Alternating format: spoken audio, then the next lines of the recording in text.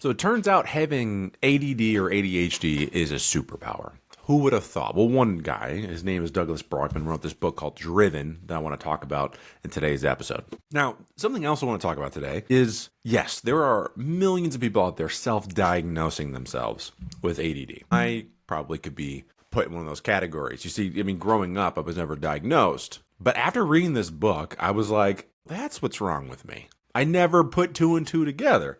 I think it just got missed, if you will, when everyone, all the cool kids were getting diagnosed with ADD and getting pills or whatever. I think I missed that boat simply because I was so active in sports and those things that it just never really came up. And at least I was lucky enough to be interested in some of the stuff that I was studying. I was interested in some things. So I think I just blew past that. But as I get older, things start to, reveal themselves. And a large part of that is this book, Driven by Douglas Brackmann. There's been a handful of books that I've read over the years that feel like they're truly saying something different that stop me dead in my tracks. Like, as I'm reading them, I'm like, oh shit, like this is going to change the way I see the world. It's going to change the way I do business. And one of those books is like 10x is easier than 2x, which I talk about probably too much. And then the other one is this book. Now, let's get into it a little bit. So I wouldn't say it's directly a book about ADD and ADHD. I wouldn't say exactly that, but it kind of is. But basically, the whole premise of the book is that some of the most driven people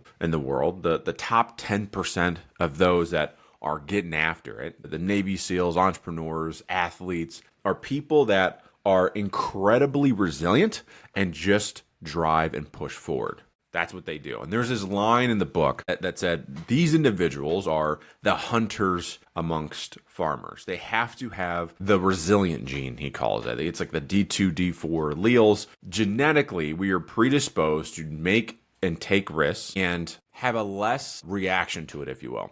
So if the average person takes a risk, let's just take, again, entrepreneurship as a prime example of this. So someone takes a major risk and they normally, when the risk adverse person starts a business, let's say, it's I need to save up and have 10 years worth of savings before I launch my side hustle, right? Versus an idiot like me. I shouldn't say an idiot. See, I'm already learning from the book. I got to stop doing that. Someone like me who is a little bit more resilient, who is not afraid to take risks, will go, hey, well, it's the pandemic. I don't have a job because I got laid off. I might as well start the thing that I've been thinking about doing for a while. And with like no money in the bank, we'll start something and grow a multiple six-figure business, side hustle, whatever, online business. That is like the difference between the two. And I always thought it was just, again, for me, as I'm reading the book, I'm like, yeah, I never thought about it. I'm like, yeah, everyone would do that. The same scenario as me, everyone would go after that. No, not everyone would, turns out. It's because I have something a little bit different wiring going on. What was also interesting was he talked a little bit about trauma. And I realized growing up, I had a little bit of trauma in my life as a kid. And that wires your brain a little bit different. Again, allows you to kind of think more about the outcome that's possible, the opportunity, than the what if this happens. The other fascinating thing, there's a joke that me and my wife talk about a lot, which is that like I will do something in business or in life or whatever, and it won't go well, and I will legitimately forget that the negative thing happened. I'll only remember the positive stuff. And this would happen all the time. Talk about so for example, I talk about it now because it's a part of like the brand story. Right? It's also kind of a cautionary tale. I spent 15 or maybe I think it came out to like 25. Anyway, I spent a lot of money on an in-person event. I had this thing called the Elevate Coach Academy. It was a community. We did everything online, and I said, I want to do something in person. We ran ads and all this stuff. I lost a whole bunch of money on the ads. Not as many people showed up as we wanted to. All these things factored in, lost a bunch of money. What's funny is although I talk about that story, again, as a cautionary tale, if I'm being completely honest, the losing money part doesn't really bother me that much. The thing that I enjoy is like all the learning that we got out of it. Like, okay, like if we're going to run ads, make sure we get the right person to run the ads who also understands the back end of the automations and all that. Like there's so many pluses to it that I never think about it. And then the very, next few months, I was already talking about doing another event. Like I want to do it again. So that's what I mean. Like we have this thing that we'll forget versus some other people, they'll experience the same kind of, negative part of their life, moment in their life, whatever. And again, they don't want to ever do it again. I'll never do this again. Like the amount of times, think about entrepreneurship as a whole, right? Or being a business owner. You have to be a little bit off. Something's going to be a little different about you. You got to be a little driven, be a little resilient to have those months where like things are not going well. Business isn't crushing it, right? Like, yeah, and still be able to push forward. Now, apparently, as much as I thought that, again, I've just worked this muscle, this resilient muscle, that part of it is genetic. Part of it is possibly that I'm just built a little bit different. People like me and you are built a little bit different. And our brain literally, instead of being, yes, it's resilient, and yes, that's a skill set, there's also a component, a genetic component that literally helps us forget. And the story he tells, if you go back to the cave people days, right? You have farmers and you have the hunters. Well, the hunters, if they go out and have a bad hunt and then they go home and they go to their significant other and they're stressed about it and they're like, man, I can't believe I failed. And then they're sad about it. They don't go out the next day because they're like, I need to really think about my feelings on this and how you know what I mean? Like that person would starve. You have to be able to, oh, we missed the hunt, or man, we missed that gazelle or whatever. All right, on to the next one. Yes, I spent 2 days tracking this thing, exhausted all of my resources. Like I'm exhausted doing it, but I got to forget about it. I got to go to the next one. Why? Because we want to eat, right? There's this, it's built a little bit different. And that's the genetic makeup that we're talking about here. And again, that's the positives to it. There are negatives to it. And this is the part, like, yeah, who doesn't like reading something and go, oh man, you're a superhero, basically. Like, who doesn't like reading that? But there's another side of this that I want to get into. I wrote some notes because I already, by the way, if you haven't noticed, I'm completely off script right now. I'm not even going to lie. By the way, something I also want to mention. I got a chance to meet Doug Brackmann.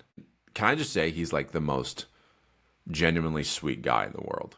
Again, what I love about meeting authors of these books, with the chances that I've gotten to do it, I love when they fit, I guess, like what you imagine they would be. Like I haven't yet, a book that I am obsessed with and love, I haven't yet met an author that's like a complete dickhead, so I appreciate that about Doug. Something else though, let's go into a little bit of the negatives. So what do people that are driven need? They need intensity, struggle, boredom, activity. Like, oh, I'm sorry, they don't need boredom. They struggle with boredom and they need creativity. They need a little bit of chaos. Like I remember I did like a personality test once and it said that I thrive in chaos, but if there is no chaos, I will create it because I need it. Again, by the way, growing up, like all through my career, I've just seen these little hints that I have this possible ADD, right? And I just kind of noticed more and more reading this book. So that's the positive side, right? The positive is the ability to bring order to chaos. With that being said, if there is no chaos, these individuals, you will probably create it. That's the dark side. The dark side is these people get really obsessive. Like I think about The Accountant. You ever see the movie The Accountant? And there's a scene, right, where if he doesn't finish something, he freaks out. Like, have you ever been in that situation? You're in the middle of working on something, and then someone, family, something pops up, and you can't finish, and it drives you literally insane. There are days, like, there's a reason why Sundays is, like, my day to really, like, get stuff done. Because if I don't, having 2 days off for me is maddening. Because I'm thinking about all the things that I should be doing or I could be doing and want to do. And like it eats away at me until I can actually start working on it. Like that's again, it sounds like a positive, but it's also like a double-edged sword. The other negative side of it is the prone to self-sabotage. So again, if you're not aligned, you will burn everything down. If it doesn't align with who you are and what you want to do, you'll burn it all down. The obsessive focus, again, can be a great thing. Also could be a negative thing. Now that I'm explaining this stuff, think about, again, how school's made up, how jobs are, a lot of these jobs today, 9-to-5 jobs are, like they're made for people that were going to work in the factory. That was the whole school system, was literally created to help people get used to working in a factory, more like mundane tasks and things like that. It's progressed over the years. And then arguably too, like I've learned something recently where schools today are significantly longer than they were when we were kids. Because I remember like my son, he's in kindergarten and, you know, he's in school all day. Then my wife, Kayla, brought up something. She goes, yeah, when we were in kindergarten, it was only half a day. And I'm like, I don't remember that. Well, yeah, because like we work all day. So like our kids got to be in there longer. And so like But they're in school, you're incentivized to, you have to do these things. But what if you're not interested? And that's where you get kids that are like, hey, this kid's ADD, or maybe he's just bored, right? Like he needs something, he or she needs something that's interesting to them. And then they'll obsess about it, right? This is why, like, I've seen a lot of kids growing up in wrestling who, maybe struggled in school, but there was a subject for them that they just crushed at, or they got just crazy obsessed with wrestling in general. And that's all they could think about and wanted to do and all those things. And they were like savants with it. Again, that's where this driven gene, we'll call it, and instead of ADD, kind of comes from. The real danger, though, is addiction, constant pivoting. I mean, guys, come on. I'll raise my hand there. Even if things in business are going somewhat well, I go into panic mode and don't even realize it, and I want to do something new.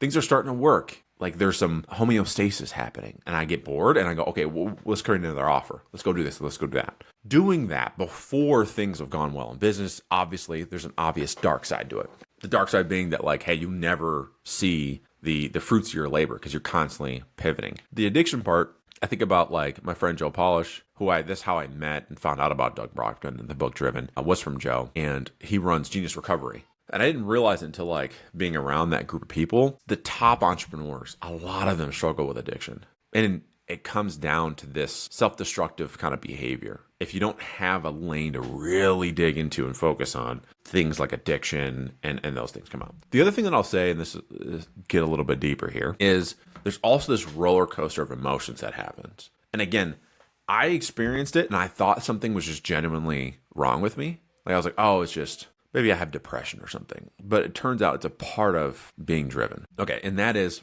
you experience highs that are very high, right? So you are grinding, you're building stuff. It's exciting because it's all chaos and you got to organize it all and you got to figure it all out and it's exciting.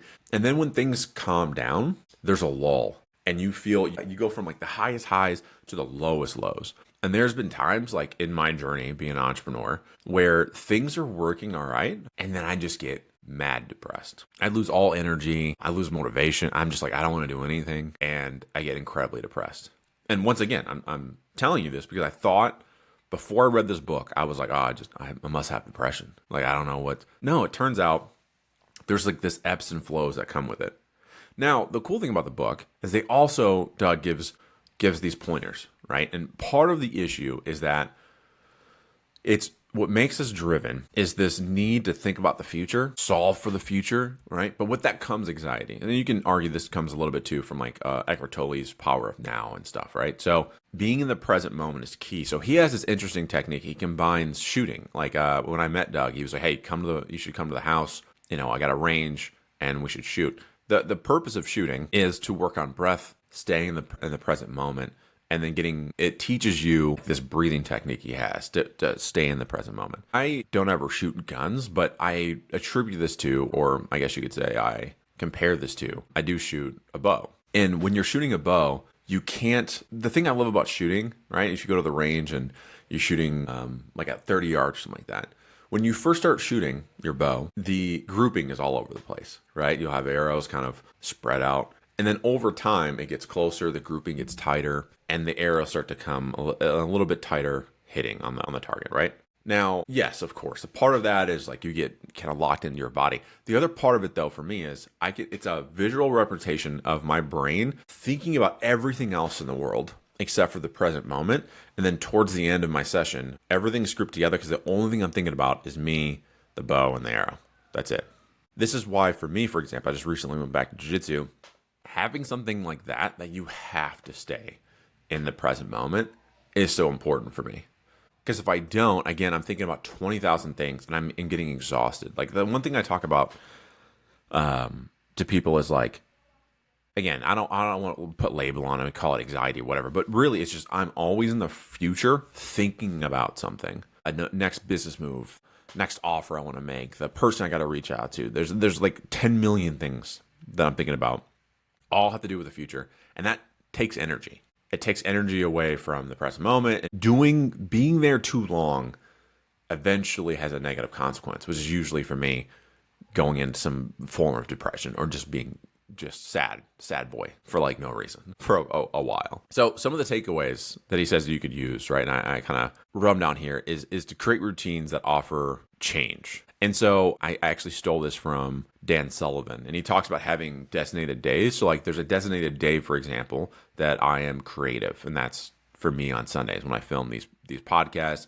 I film reels and I just write and things like that. And then having a designated day where I think about offers in general, and I think about different things that I could build and do. Doesn't mean that I take action on it. And that's something that I've kind of realized that helps me is if I have the outlet to create but don't execute on, I can at least get that energy out. And then oftentimes I give that to other people. And so I'll play a game where I was, okay, what if I was a financial advisor? Or what if I was this? Or what if I built this? What would it look like? And that just, as long as it gets out of my head, I don't have to think about it anymore. And I don't have to execute on it. And then when I meet somebody, I'll go, hey, I had this idea a while ago. Hey, maybe you should do this. Like I have tons of ideas for like fitness industry. I'm not a fitness person. But when I have clients that are, hey, here's 20 ideas I've had over the last like few years. Pick one that feels good to you, right? Then having another day that's just lead generation. So reaching out to people or following up with people that reached out to me, et cetera, et cetera. So you get my point. So the changing the days and when I do what, one, keeps me organized, but two, it doesn't make me feel like every day is the same.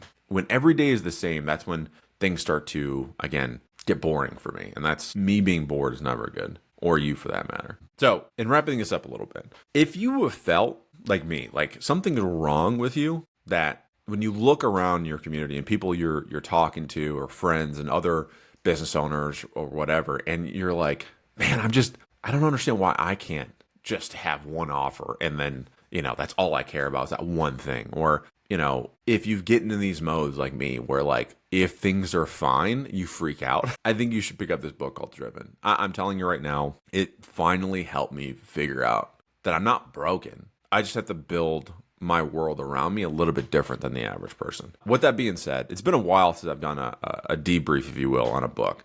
And so I'll probably do more of this if you're interested. Let me know in the comments below. Have you read this book? What do you think about it so far? Also, just FYI, we started a new community called the No Sales Club.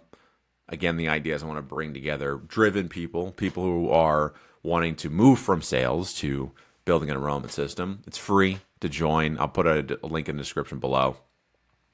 One thing that you'll notice when you jump in, depending on when you watch this, is it's not done.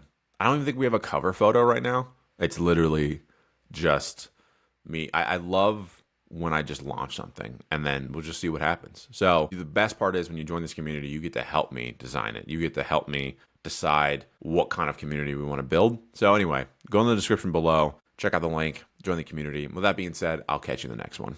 Thanks for watching.